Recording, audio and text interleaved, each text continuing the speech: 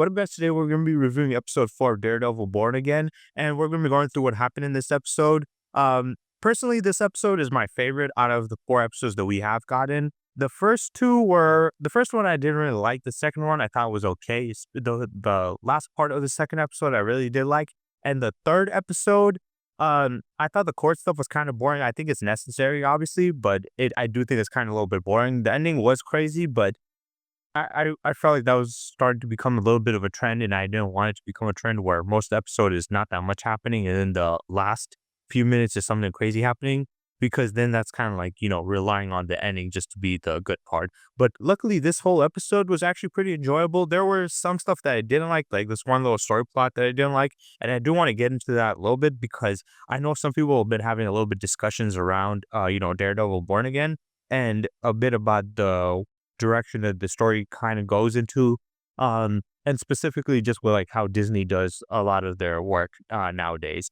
So the episode pretty much it starts off after the White Tiger being shot and killed. There, uh, Matt Murdock is in he's in a courtroom, and the niece of the White Tiger pulls up, and she's apparently the one in the comics that actually takes the mental over of the White Tiger. She's the main White Tiger in the real story.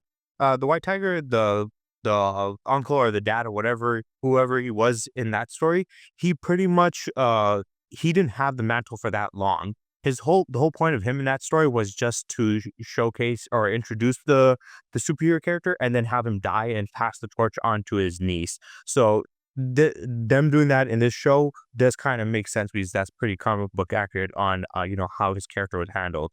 So now she comes in and she's mad and she wants revenge against the police because she knows it's the police who did it, and she wants revenge against them, and she's crying, and she's basically crying to Matt. So Matt is gonna be even more vigilant in trying to catch and stop these guys, and he's probably gonna be a little bit more violent against them.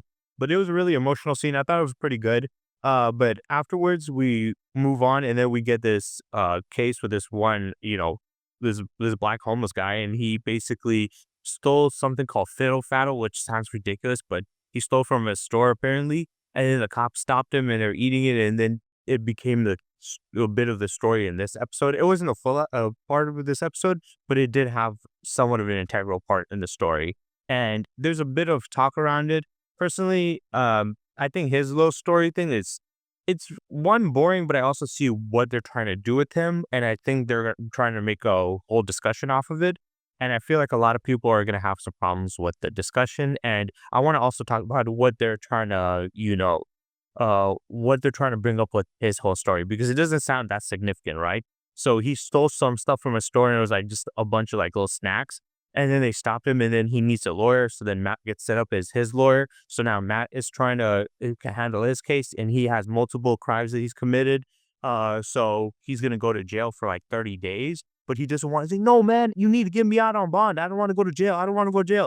And then he's like, we can't do that. He's like, you do know you've committed a bunch of crimes. Like, what does that have to do with this? He's like, it's a part of your cases and stuff, because the more crimes you commit, the more, the longer the prison sentence is. Obviously, you're going to get punished more for committing crimes continuously. That's just how it goes. But this guy is not having any of it. He's complaining about it. And it was supposed to be like 35 days. He's like, get down to 30 and this and that. No matter how much Matt is trying to get the days down to, he's not, accepting it. Then Matt pulls up on this other lawyer who's handling the other part of the case of, convicting him. And he's like trying to, reason it out with her. And he's like, come on.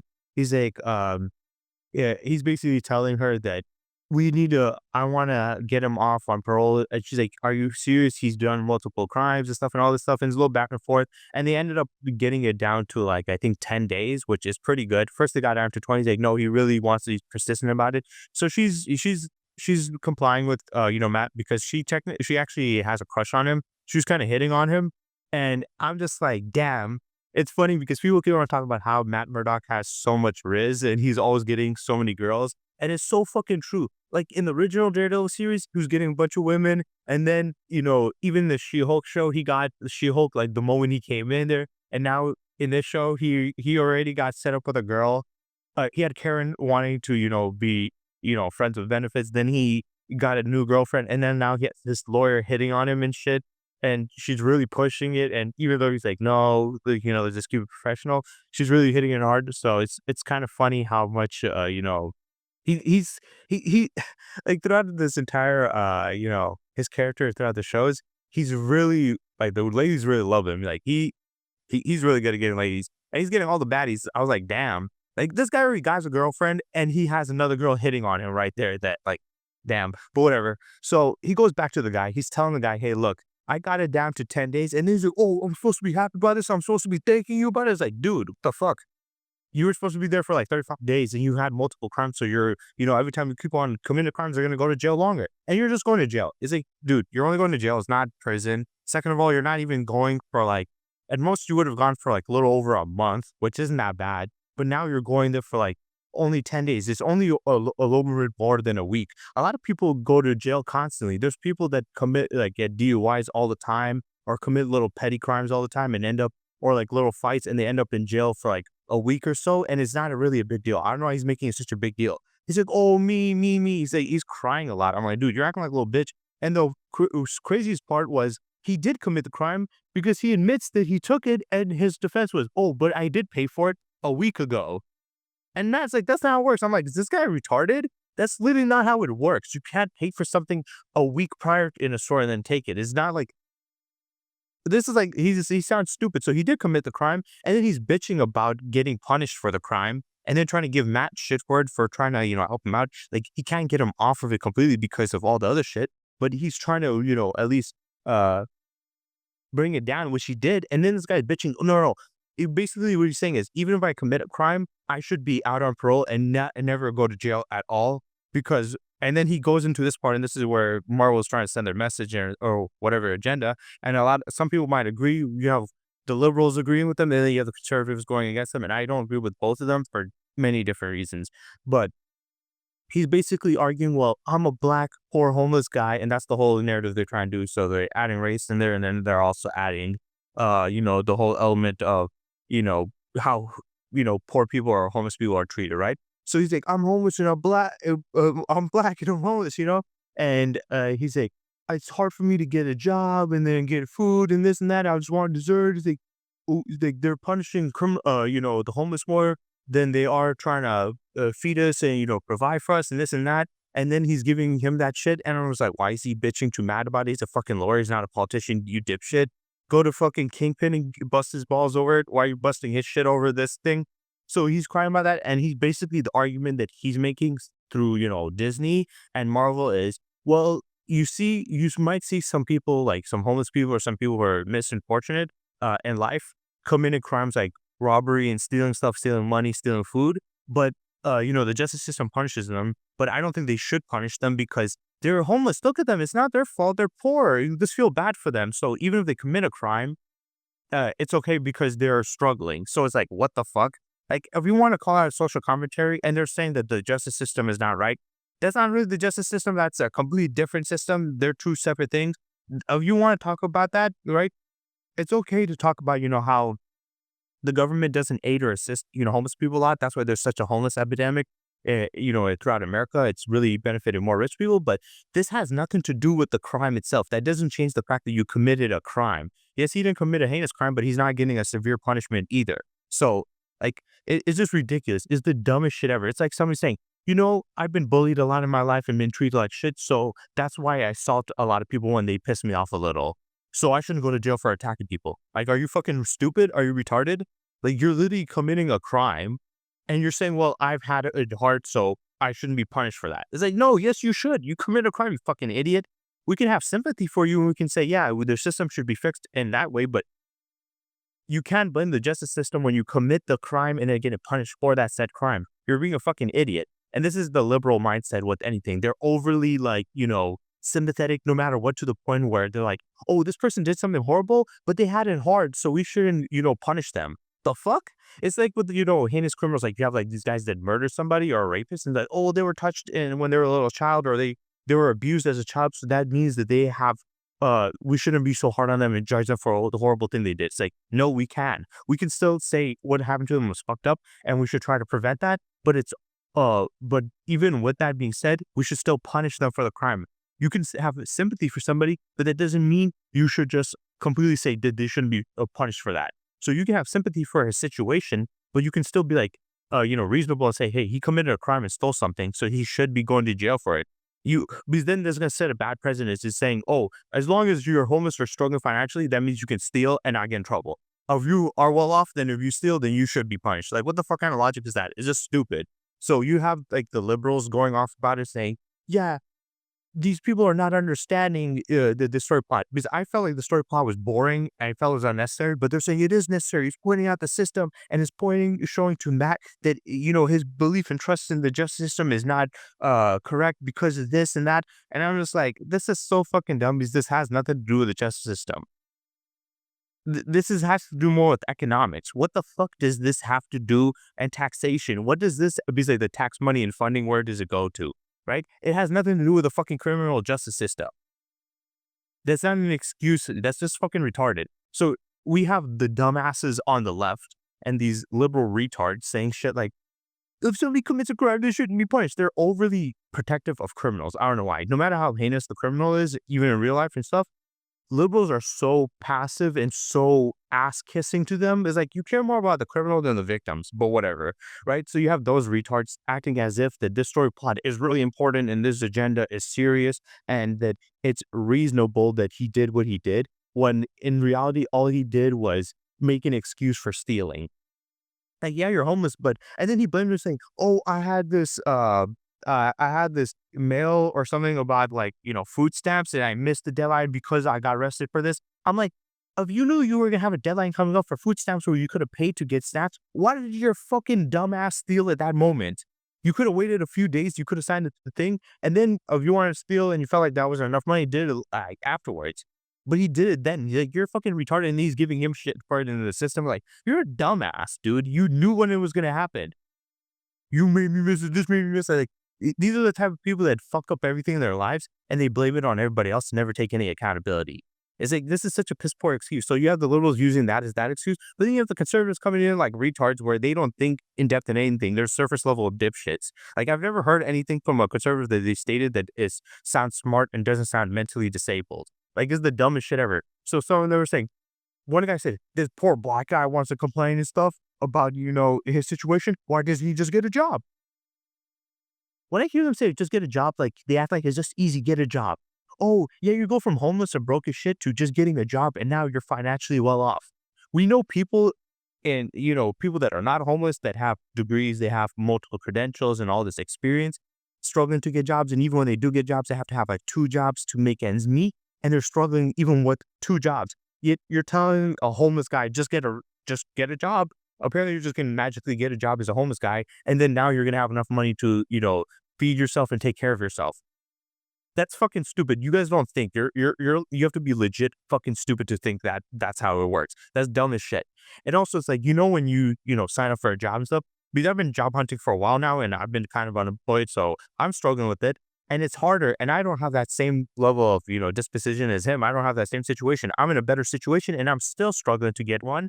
So it's like, how are you gonna fucking sit here and say that? Like, he probably has a low amount of, experience and other things, which a lot of jobs are gonna require. Second of all, he's homeless, so most likely they're gonna turn him away. Third of all, when you do like the stuff, when you like go on websites or whatever, doing the resumes and stuff, they ask for your address. He has no address. They have to have something where they send a check to your house, or having a account sent directly to you, but it still needs an address and stuff like that. He's not going to have one. Also, if he's homeless, he's most likely not going to have a bank account.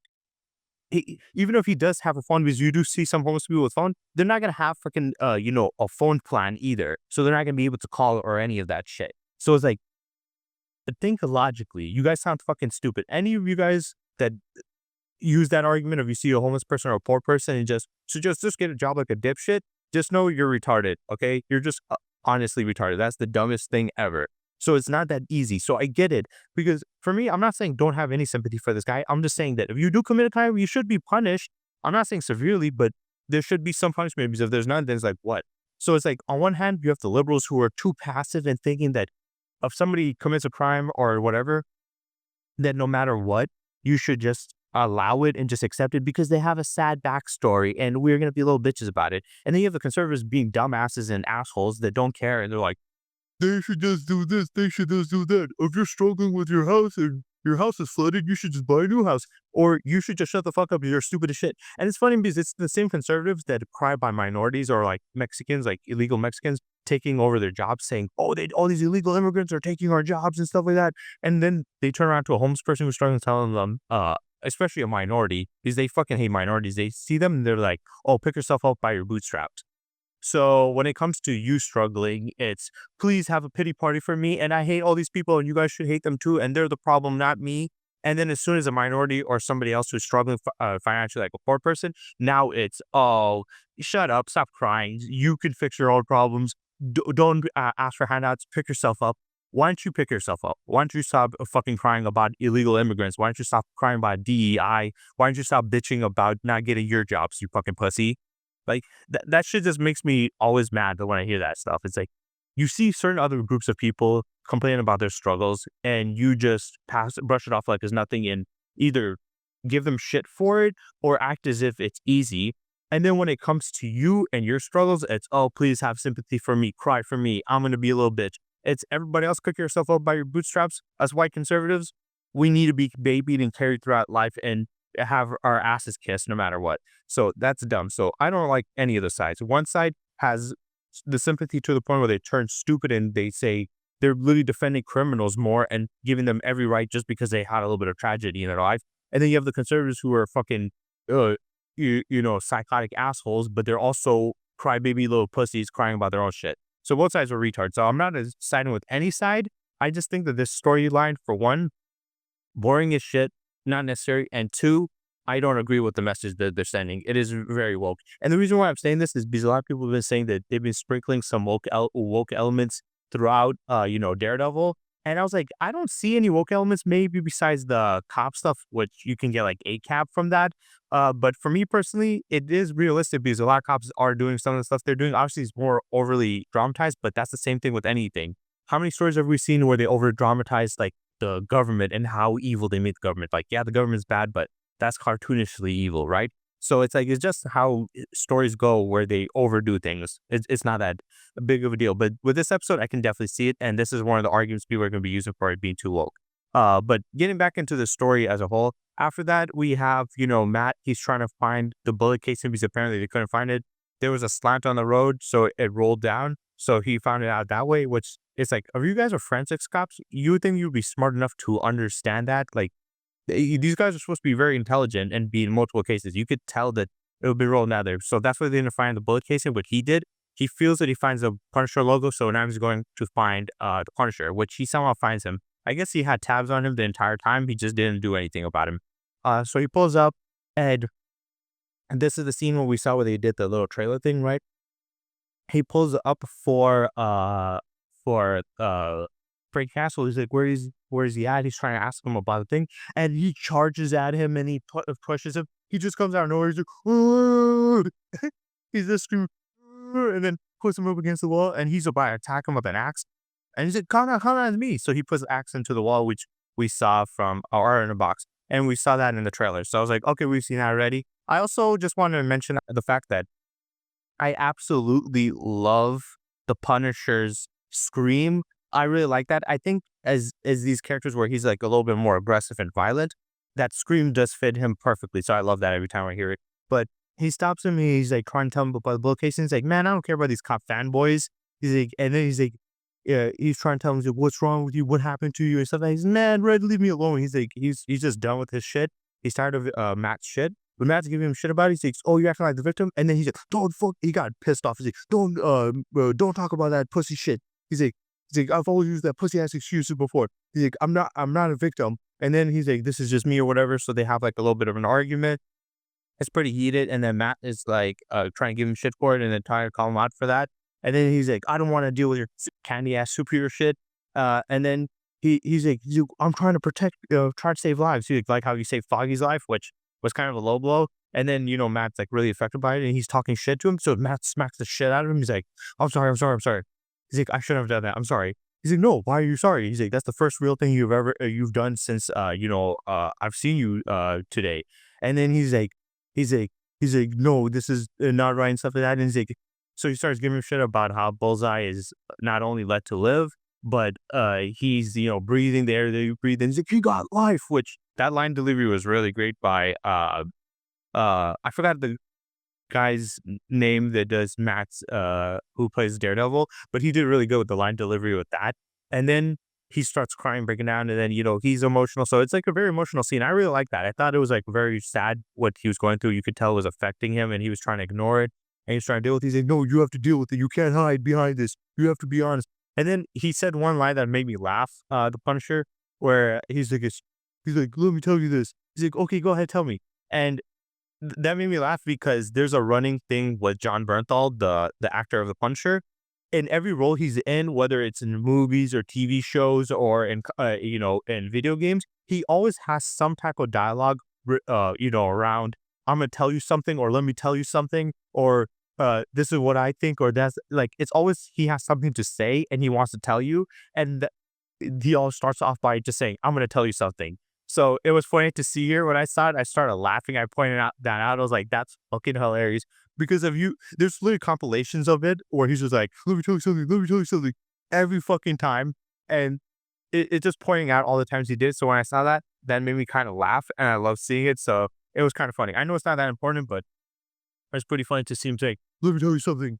But yeah, so we um we have him talking to Matt, so he didn't do anything with it. They know that the cops are just, fanboying over him, so it has nothing to do with him. So obviously he was the one who shot the guy. It was one of the cops. Matt and him had the heat exchange, so they're not on good terms, but that's just how their characters are, right? Where they do respect each other, they care for each other, but they also don't like each other's methods. So they kind of have like a little bit of, they're butting heads a lot, but they have a lot of respect for each other. So he was trying to connect with him on that front. And then when he leaves, you see Punisher is also affected and he looks like he's about to cry, which was also great acting from John Bernthal. They both killed it in that scene. Some people said, "I don't get it, why they're so angry at each other." I'm like, you guys are just idiots. You don't understand. So we had that, and then we also had the stuff with the Kingpin. Apparently, Kingpin and Vanessa, they're again in therapy. We find out that Kingpin left at some point, and then Vanessa felt like she was betrayed, so she had an affair with another guy named Adam. So uh, they didn't break up. He did leave her, but they weren't broken up. They're still married, so she technically had an affair with Adam, and she was mentioning him. And then they said, it, what's the name?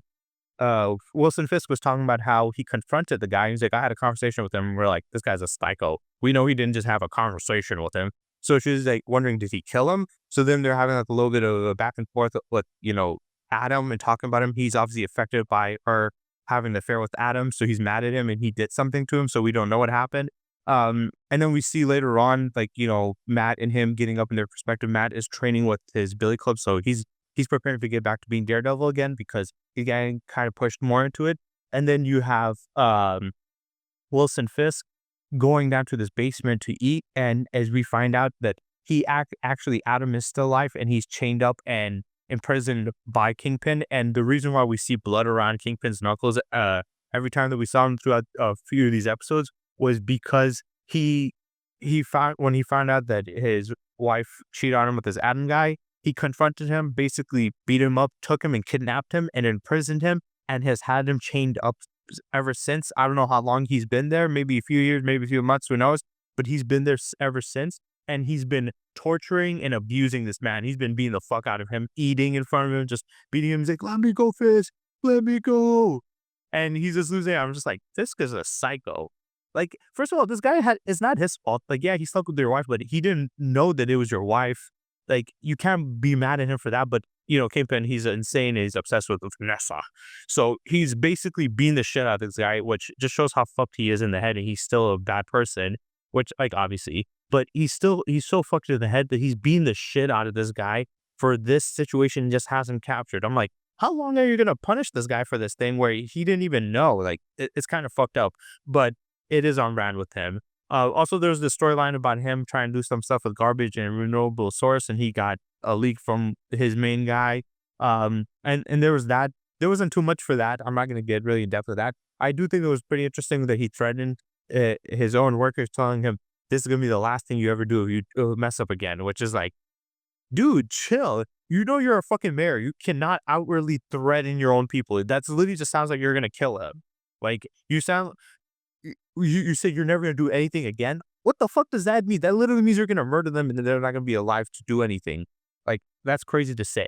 So, yeah, we had him torturing him, and then we had the ending of Muse, which they're setting up more to his story where he's carrying a victim. He puts him on a table and he's draining his blood to make the artwork, which we saw that in the comics. And hopefully they do keep all the fucked up shit he did in the comics. Obviously, they have the Inhuman stuff where he had like dead bodies of Inhumans, or I think they're mutants, like posted up in like weird ways to show that they're human too.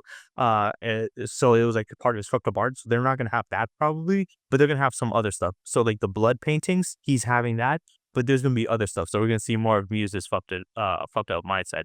But yeah, that was pretty much it for this episode. I think this episode was pretty good and enjoyable. I did not care about that little woke agenda, plot line. I think that could have been done without.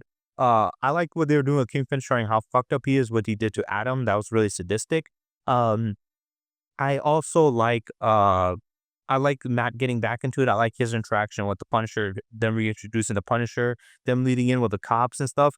For me, the main two stories is Muse and the cops, and Wilson Fisk in the background. I think Wilson Fisk is gonna have his hand in this season, but since they already have a second season, I don't think they should go too much into Wilson Fisk. I think he should just be setting up, and the main threat should be handling these Punisher wannabe cops and the Muse, and then leading into and we already had a bit of Bullseye. I think Bullseye might come back at some point again, but we have too much. The show only has 9 episodes. We're already 4 episodes in, so there's not that many episodes. There's only 9 episodes, so we can't really spend too much time on all of these episodes, right? Like on all these story plot points. So I think the best thing they could do is deal with the cop story plot, and then the Muse plot simultaneously, and then have Wilson Fisk in the background building up his like little story plot, but have Wilson Fisk's story plot lead into season 2. Don't have it all happen in this season because that's gonna be too much. So just deal with those two threads,